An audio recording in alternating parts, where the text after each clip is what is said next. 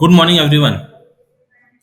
Last class में जो results पढ़ा था तो उससे एक कंक्लूजन जो ड्रॉ किए थे कि we can write elements of any countable set as sequence of distinct terms.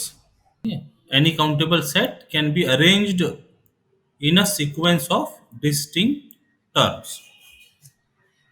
Further next result is prove that every infinite subset of a countable set is countable. Infinite subset of a countable set is countable. तो एक पहले countable set suppose कर लेते हैं। Let A be a countable set and E be infinite subset of A, then we have to prove that E is countable. अभी हमने जो remark देखा उसका यूज करते हुए, since A is countable we can write A as sequence of distinct terms, say x1, x2, x3 and so on, as a sequence of distinct terms or distinct elements. अब एक sequence हम construct कर रहे हैं x के as follows. Let n1 be the smallest positive integer for which x n1 belongs to e. ठीक है, n1 एक स्मॉलेस्ट नंबर लिया positive integer for which element xn1 belongs to e is subset of a बोलकर हम construct कर रहे हैं। n2 be the smallest positive integer such that it is greater than n1 and for this suffix n2 xn2 belongs to e। ऐसा continue करते चले जाते। Continue this process and obtain suffixes n1 n2 n3 up to nk minus 1 such that they are in increasing order, n1 is less than n2 is less than n3 is less than nk minus 1, और इनसे related जो elements है x n k minus 1 belongs to e for k varying from 2 3 4 etc. 2 यदि रखा तो it will give x n1, 3 यदि रखा तो x n2 and so on. In general, let nk be the smallest positive integer such that it is greater than nk minus 1, and for this suffix nk, x nk belongs to e. So in this way we obtain e as collection of xn1 xn2 xn3 xnk minus 1 xnk, ऐसा चलते चले जाएगा, where the numbers or suffixes follow the relation n1 is less than n2 is less than n3 is less than dot dot is less than nk minus 1 less than nk and etc. तो एक हमने ए का subset sequence के form में तैयार कर लिया। Now we define a function f from n to e as f of I is equal to x n I for I belongs to n। Set of natural number रखा है domain, को domain में e, और mapping लिया f of I equal to f of I is equal to x n I। मतलब f1 के लिए result will be x n1, f2 will be x n2, x3 के लिए f of 3 is x n3 and so on. अब यदि दो different suffixes हम लें i is not equal to j, तो उनसे related n i is not equal to n j होगा, और जब ये दोनों सफिक्सेस इक्वल नहीं है तो x n i is not equal to x n j हो जाएगा। मतलब for two different elements in domain we are getting elements different, images different. For two different elements in domain a i not equal to j we are getting images x n i is not equal to x n j. तो by definition F is 1 1। ठीक है, और अब ये ई के जितने भी elements होंगे, अब ये जिस तरह से लिखे हुए हैं, तो कोई भी एलिमेंट यदि लिया तो उसके लिए हमको नेचुरल नंबर कोई ना कोई मिलेगा। मतलब हर element of E is an image for some natural number in N. Also all the elements of E are images of some I in N gives F is onto. F11 हो गया, onto हो गया, और F relation from N to E, तो हम कह सकते हैं N is equivalent to E और E is equivalent to N। अब E यदि इक्विवेलेंट टू N है तो E इज काउंटेबल। लेकिन E क्या था, हमने जो सेट A लिया था उसका E एक इनफाइनाइट सबसेट लिया हुआ है, but E was an arbitrary infinite subset of countable set A. Hence, the conclusion is every infinite subset of a countable set is countable. Infinite subset of countable set is countable. Objective जो questions होते हैं उसके लिए ये statements को याद रखना चाहिए। अभी जो थ्योरम प्रूव किया उससे रिलेटेड एक illustration. Let A is set of x1, x2, x3 and so on be a countable set, and E collection of x22, x57, x99, x109, x2004 and so on। तो ये चल रहा है, this is infinite subset of A. अभी हमने prove किया infinite subset of countable set is countable, तो therefore E is countable. और यहाँ जो सफाइसेस की बात कर रहे हैं हम, N1 is 22, N2 is 57, N3 is 99, N4 is 109, N5 2004 etc. Theorem 2,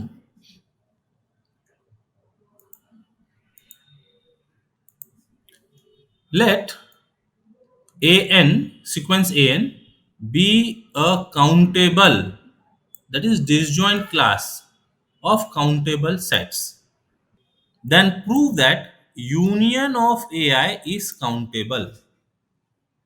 क्या कहना चाह रहा है वो, जो हम an ले रहे वो an काउंटेबल है, और ऐसे an का जो कलेक्शन है वो काउंटेबल, वो भी काउंटेबल है।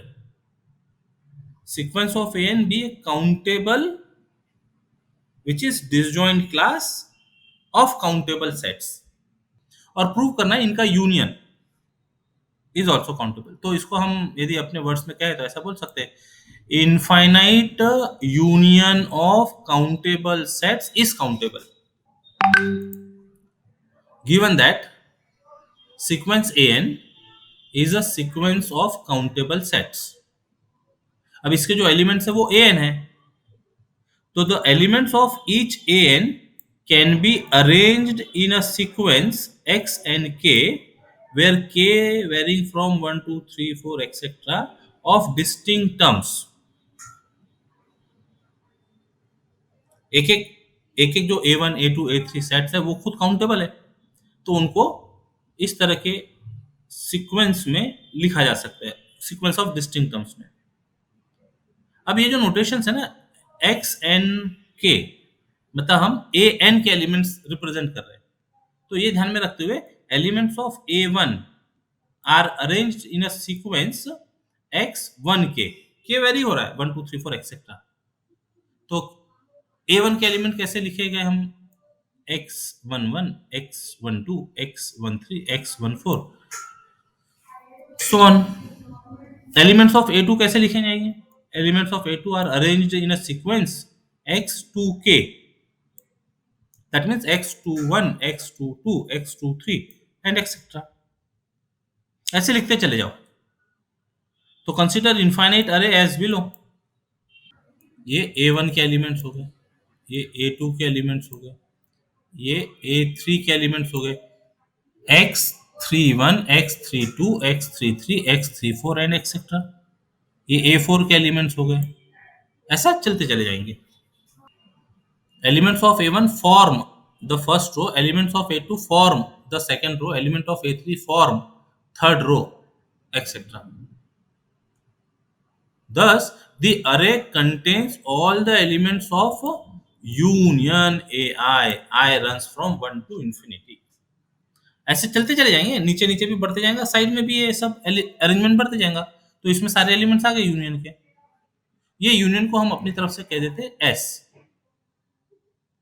अब ये अरेंजमेंट में जो हमने एरो तैयार किए, ऐसे ऑब्लिक एरोस जो तैयार किए हैं, तो As indicated by the arrow, these elements can be arranged in a sequence.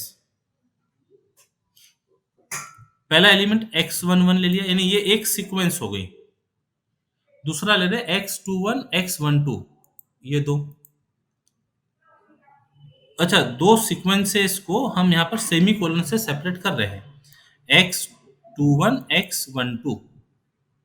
फिर ये तीसरा जो एरो दिख रहा है, ऑब्लिक एरो, इनके एलिमेंट्स लिख ले रहे हैं, x31, ये x31 x22 x13। ये हमारी तीसरी सीक्वेंस हो गई, containing 3 elements.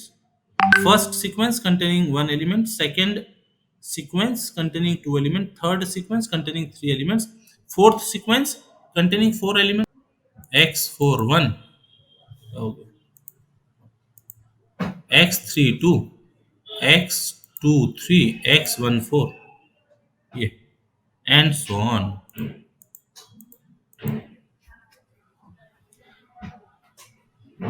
Now in any two of the sets an have elements in common, then these elements will appear more than once in this star expression. If any two of the sets an have elements in common, then these elements will appear more than once in this star expression. तो एक से ज्यादा यदि आ रहे होंगे तो एक बार लिखेंगे एक एलिमेंट को, और बाद वाले जो रिपीट हो रहे होंगे उनको छोड़ देंगे। तो retain the repeated element only once in star. ये अरेंजमेंट में कोई एलिमेंट रिपीट हो रहा तो एक बार लिखे, बाद वाले को छोड़ दे। Then elements of S can be written as, ये जो स्टार की बात है, can be written as a sequence of distinct terms, sequence of distinct terms, and hence ये जो सेट था, ये सेट हमारा एस है, तो therefore S is countable. There is a possibility that S may turn out to be at most countable. Clearly, A1 is subset of union AI. I runs from 1 to infinity. And ये union को हमने S का है, मतलब A1 is subset of S. और A1 क्या था? Infinite countable set. A1 is infinite countable set of countable set. S अभी हमने प्रूव किया काउंटेबल है करके। So S can not be finite. तो अभी देखा हमने A is subset of S और ए काउंटेबल था, तो काउंटेबल होने की वजह से एस फाइनाइट नहीं हो सकता, क्योंकि countable set can not be subset of finite set. तो conclusion is S can not be finite, hence S is countable set and not at most countable. S क्या लिया था हमने? Union of countable sets. तो we can say that infinite union of countable sets is countable. Next theorem, let A be a countable set and let Bn be the set of n tuples. Ordered pair होता है ना, जैसे A be ordered pair बोला, A B C triplet बोला, तो triplet से ऊपर जब चलते गए तो 4 टुपल 5 टुपल, यहाँ n टुपल की बात कर रहे हैं, तो उसमें n कंपोनेंट्स है, a1 a2 a3 up to an, where a k belongs to a, मतलब ये जो कंपोनेंट्स है अंदर इसमें एलिमेंट्स जो दिख रहे हैं, they belongs to a and k runs from 1 to n and a k need not be distinct, then prove that bn is countable. फिर से एक बार समझ लेते हैं, ए काउंटेबल सेट दिया हुआ, B n collection of n tuples दिए है, जिसके कंपोनेंट्स, वो एन टुपल के कंपोनेंट्स ए में है, और जब ये हम एन टुपल लिख रहे हैं तो they need not be distinct. मतलब यदि हमको ऐसा लिखना है 1 2 3 4 5 6 7 8 9 10 अप टू n, यदि हमने बी 10 की बात की तो 1 2 3 4 अप टू 10, ये ना एक टुपल हो गया, 10 टुपल, 1 1 1 1 1 1 10 टाइम्स ले लिया, ये एक दूसरा टुपल हो गया, 1 0 1 0 1 0 1 0, ऐसे 10 एलिमेंट्स ले लिया, ये अलग अलग टुपल हो गए सब। तो इस तरह का जो कलेक्शन है bn ये काउंटेबल है ऐसा प्रूव करना है। तो we prove this result by mathematical induction. तो सबसे पहले क्या दिया, a इज काउंटेबल और bn is collection of n tuple where elements ak belongs to a, k runs from 1 to n। Claim bn is countable. तो सबसे पहले b1 की बात करते हैं। b1 is collection of a के, एक ही एलिमेंट रहेगा सिंगल, तब उसको ब्रैकेट में लिखने की जरूरत नहीं है। Where is, where this a k is, it belongs to a। तो जब सारे एलिमेंट्स a के आ गए तो this b1 is nothing but a, और a काउंटेबल था, देयरफॉर b1 इज काउंटेबल। मतलब जो हमारा रिजल्ट है वो result minimal element n equal to 1 के लिए ट्रू होते दिख रहा है। Result is true for n equal to 1। अब कोई एक इंटरमीडिएट नंबर के लिए हम रिजल्ट को सपोज करते हैं true. Suppose that bn minus 1 is countable for n equal to 2 3 4, कोई भी हो सकता है वो। और इसकी हेल्प से लेते हैं इसका सक्सेसर जो है, we prove that successor bn is countable. The elements of bn can be written as in terms of ba, where b is n minus 1 tuple which belong to b n minus 1। ये b capital b suffix में n minus 1 होगा, and a belongs to a, and what is a is equal to an। मतलब जो हमारा n tuple था वो n tuple में n minus 1 tuple को हमने b रिप्रेजेंट कर दिया और nth कंपोनेंट को a बोल दिया। Then for fixed b we find that collection of ba is equivalent to a।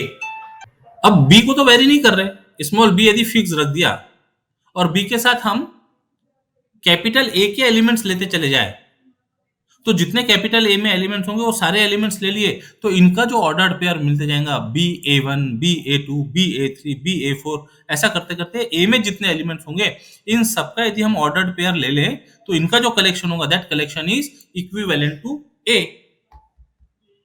जब हम इक्विवेलेंट सेट की बात कर रहे थे तो इक्विवेलेंट सेट की बात करते समय हमने कार्डिनलिटी भी डिस्कस की थी। Cardinality of those two equivalent sets are equal. तो जो ऑर्डर्ड पेयर का कलेक्शन ले रहे हैं ये ए के एलिमेंट्स की वजह से ही ले रहे हैं, तो this two sets are equivalent but A is countable, therefore collection of ordered pair B A is countable. अभी तक हम बी को फिक्स्ड रखे थे, अब बी को यदि वेरी करते चले जाए, now go on varying B, it will give rise to set like b1a collection of b2a collection of b3a say e alpha collection of ordered pair b alpha a, और इसके बाद में भी चलते चले जाएंगे so that we have a sequence of e alpha, और हर collection of ordered pair B alpha countable है, ये हमने यहां पर प्रूव किया। तो each E alpha is countable set. और अभी थोड़ी देर पहले हमने थ्योरम प्रूव किया union of countable sets is countable by previous theorem. Union of E alpha where alpha belongs to A is countable. और जो ये यूनियन की बात कर रहे हैं ये यूनियन एक्चुअली है क्या, तो हम बी को भी वेरी करते जा रहे, ए कैपिटल ए का एलिमेंट है, तो this union of E alpha is nothing but B n which is set of n tuples, hence B n is countable. तो हमने b1 इज काउंटेबल ये प्रूव किया, bn-1 काउंटेबल ऐसा सपोज किया, और उसका सक्सेसर bn काउंटेबल ये prove किया। तो therefore by mathematical induction we conclude that our result follows for all positive integer n। मतलब काउंटेबल सेट्स के एलिमेंट्स लेकर कलेक्शन ऑफ n टुपल्स यदि तैयार करें तो that is a countable set. Corollary, prove that the set of all rational numbers is countable। Set of integers is countable देखा था हमने, अब set of rational numbers is countable आ गया। सेट ऑफ नेचुरल नंबर भी countable था, वो remark में आ गया था। तो सेट ऑफ नेचुरल नंबर की बात हो गई, सेट ऑफ इंटीजर्स की बात हो गई, set of rational number is countable. तो सेट ऑफ रैशनल नंबर क्या लिखा जाता है? Q is equal to collection of P by Q where P and Q are integers and Q is not equal to zero. अब ये P by Q है, इसको हम ऐसा ऑर्डर्ड पेयर में लिख देते हैं, collection of ordered pair P and Q where P and Q are integers, Q is not equal to zero. तो जो हमने Q लिया, it is equivalent to some subset of B2, that is set of ordered pairs where the components are in I। P और Q क्या integers है, और integers countable set था, which is countable set and therefore by above theorem B2 is countable, but Q is an infinite set। तो Q infinite subset of B2 हो गया, तो by a theorem Q countable बन गया।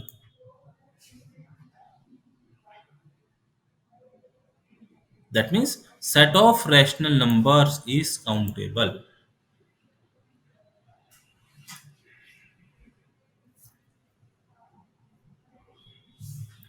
Q को क्या लिखा? P बाई Q जो होता है उसको ऑर्डर्ड पेयर सपोज कर लिया P और Q का, तो वो Q किसी B2 का सबसेट हो गया, और B2 के जो एलिमेंट्स है ऑर्डर्ड पेयर में वो I को बिलोंग कर रहे हैं, I काउंटेबल है। तो जो थ्योरम प्रूव किया उसकी वजह से B2 काउंटेबल बन गया। Now Q is subset of B2, Q is infinite set, infinite subset of countable set is countable, तो hence Q is countable। अभी तक के सब काउंटेबल काउंटेबल के एग्जांपल चल रहे थे, अब देखो prove that the set of all sequence whose elements are the digits 0 and 1 is uncountable। Collection of all sequences whose elements are digits 0 and 1 is uncountable। So let A be the set of all sequences whose elements are digits 0 and 1। Sequence of all elements whose digits are 0, तो कैसे element हो सकते हैं? ए contain elements like, देखो एक sequence लिया, अब अपने मन से कुछ भी लेते जाते हैं, 1001 1001 एक्सेट्रा, 10101010 एक्सेट्रा, 110 011 111001, अपने मन से ऐसे कुछ भी कितने कितने लिख सकते हैं, ऐसे सीक्वेंस कई लिख सकेंगे etcetera. Okay, now let E is subset of A and E be countable, important, remember this। हमको प्रूव करना है A is uncountable, ये जो हमने कलेक्शन ऑफ सीक्वेंसेस लिया है A में, इसको अनकाउंटेबल प्रूव करना है। हमने उसमें एक सबसेट लिया which is countable, consider a countable subset of A, then elements of E can be written as a sequence of distinct terms। Countable बोलने की वजह से डिस्टिंक्ट टर्म में लिखा जा सकता है, उसको बोलते हैं सीक्वेंस S1 S2 S3, ऊपर लिख रहे हैं notations S1 S2 S3, where S1 S2 S3 are sequences of zeros and ones। We construct a sequence S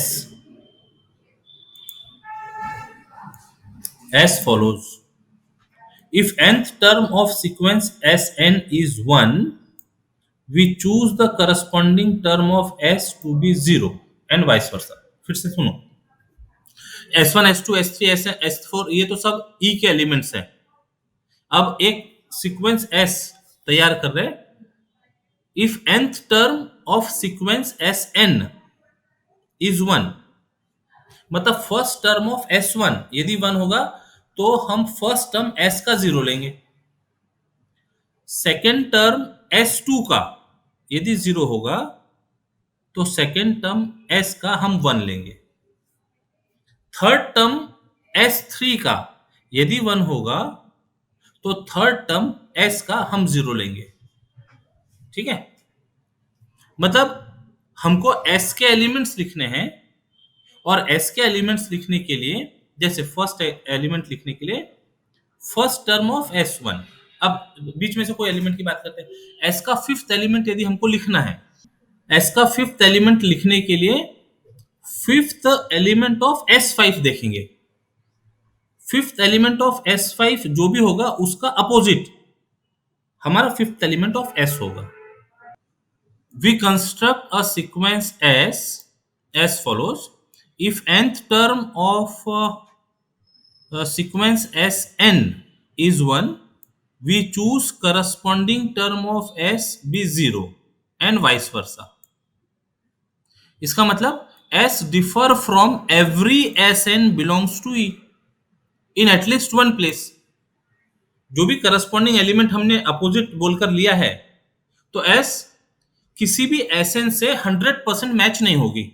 sequence S will be different from Sn at least one place पे सही.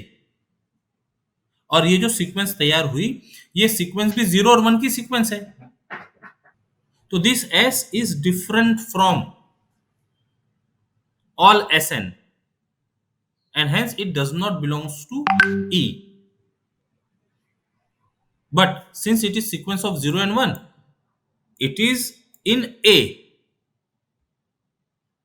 इसका मतलब क्या हुआ? इसका मतलब हो गया E is a proper subset of A. ऐसा कोई एलिमेंट A में है जो E में नहीं है, मतलब E प्रॉपर सबसेट हो गया. Thus, we have proved that any countable subset of given A is a proper subset of A. ये हमने प्रूव किया एक तरह से भी. Any countable subset of A is a proper subset of A. इसके पहले हमने प्रूव किया था infinite subset of countable set is countable. अब यहां एक ये रिजल्ट जैसा दिख रहा है, इसको स्टार नोटेशन दे दिया हमने. ये स्टार नोटेशन दे दिया है. This is star notation. Any countable subset of given A is a proper subset of A. Now, A is either countable or uncountable. अभी A के बारे में तो मालूम नहीं ना हमको. हमने A को कलेक्शन ऑफ सीक्वेंसेस बोलकर लिखा है, तो काउंटेबल भी हो सकता है, अनकाउंटेबल भी हो सकता है. If A is countable, then A is subset of A. तो क्या मिला हमको?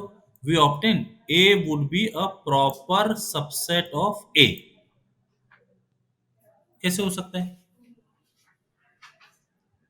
A proper subset of A तो नहीं हो सकता. हाँ, A सबसेट ऑफ A बोला जा सकता है.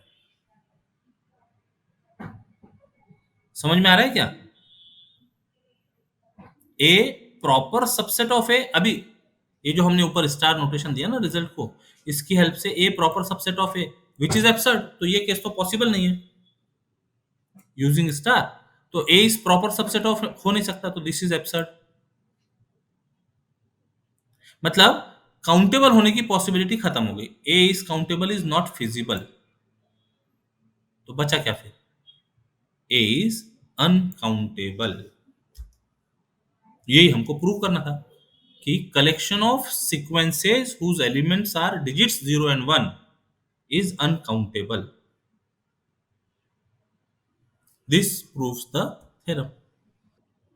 Next theorem is prove that the unit interval A equal to closed interval 0 1 is uncountable. अब देखो इतने बड़े बड़े set of integers, set of rational numbers countable दिखे हमको, और ये छोटा सा दिखने के लिए क्लोज इंटरवल 0 1 प्रूव करना है इज अनकाउंटेबल. तो इसको प्रूव करने के लिए कॉन्ट्राडिक्शन मेथड यूज करते हैं. To prove the result we use contradiction method of contradiction. तो प्रूव क्या करना है हमको? We want to prove that unit interval A which is closed interval 0 1 is uncountable. On the contrary, we assume that A is countable. अब जैसे हमने countable बोला तो उसको हम सीक्वेंस ऑफ डिस्टिंक्ट टर्म में लिख सकते हैं. Elements of A can be written in a sequence of distinct term. Say A is equal to collection of x1 x2 x3 xn etc.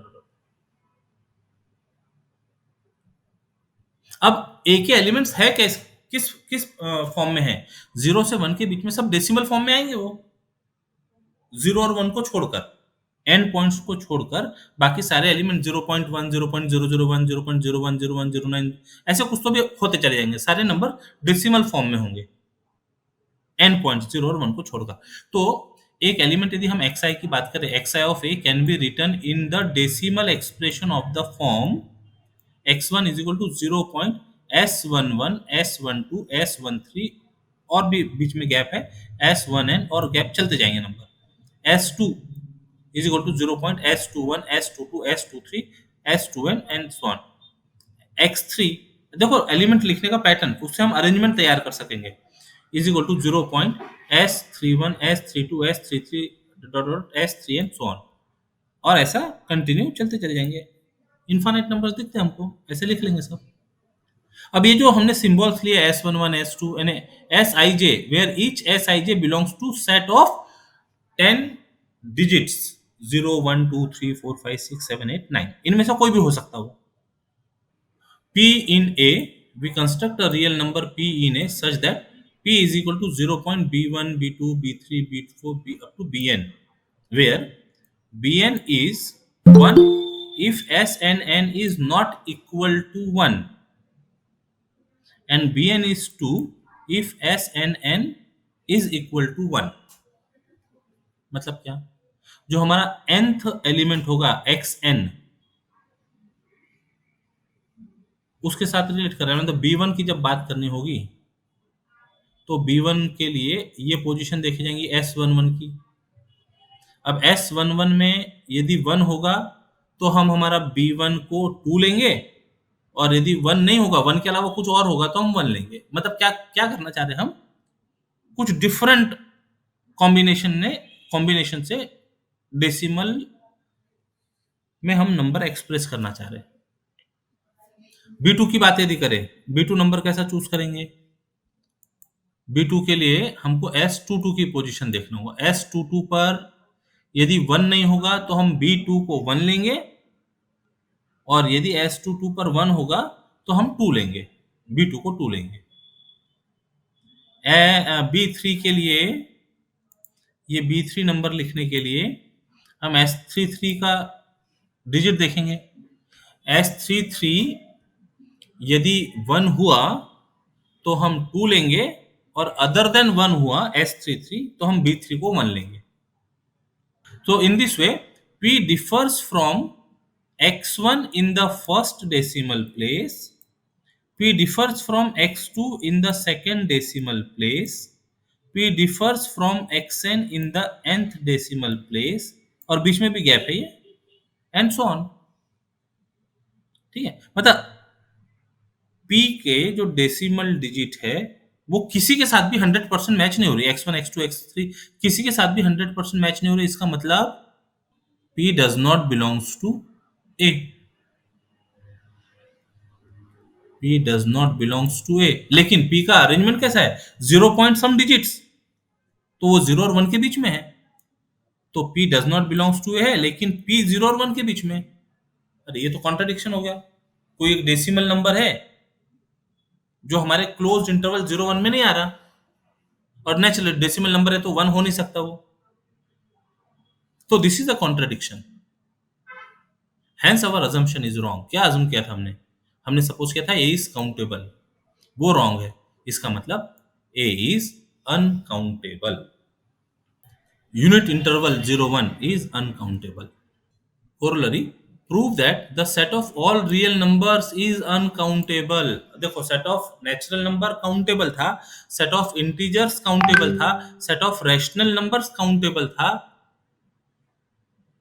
अभी जो हमने देखा unit interval 0 1 is uncountable, set of real numbers is uncountable। Proof, we prove that set of real numbers is uncountable, we want to prove that this is uncountable। On the contrary, assume that R is countable। We know that a theorem, every infinite subset of countable set is countable। और ये जो अभी हमने closed interval 0 1 लिखा, this is infinite subset of R। R को यदि हमने countable बोला तो ये क्लोज इंटरवल 0 1 काउंटेबल हो जाएगा, लेकिन ये तो अनकाउंटेबल अभी प्रूव किया हमने। तो this contradicts the fact that unit interval 0 1 is uncountable, therefore our assumption must be wrong, hence r is uncountable. Show that n cross n is a countable set where n is set of natural numbers. तो n तो मालूम है countable set होता है, we know that the set of natural numbers is countable. What is n? Collection of 1 2 3 4 etc. is countable set. We want to prove that n cross n is countable. तो n cross n के elements कैसे होंगे? तो elements of n cross n are written as, देखो n को n के साथ मिलाना है तो 1 ले लेते पहले, 1 के साथ 1, 1 के साथ 2, 1 के साथ 3, 1 के साथ 4, 1 के साथ 5, ऐसा चलते चले जाएगा। फिक्स एलिमेंट 1 के साथ second component of ordered pair very करते चले जाते हैं। अब फर्स्ट एलिमेंट को फिक्स करते हैं 2 के साथ 1, 2 के साथ 2, 2 के साथ 3, 2 के साथ 4 एक्सेट्रा। सेकंड रो तैयार हो गई, 3 1 3, ये 2 चाहिए, हाँ 3 1 3 2 चाहिए, ये दिस शुड बी 2।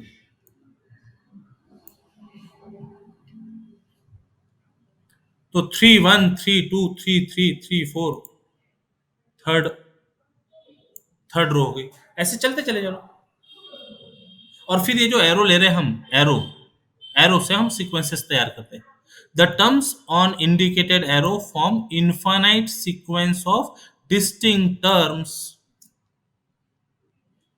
प्रूव किया था इसके पहले ऐसा रिजल्ट, विच इज काउंटेबल। और ये सारे टर्म्स क्या रिप्रेजेंट कर रहे हैं? एन क्रॉस एन के एलिमेंट्स रिप्रेजेंट कर रहे हैं। तो hence by result set N cross N is countable. तो इतना कुछ पोर्शन था काउंटेबल और अनकाउंटेबल सेट से रिलेटेड।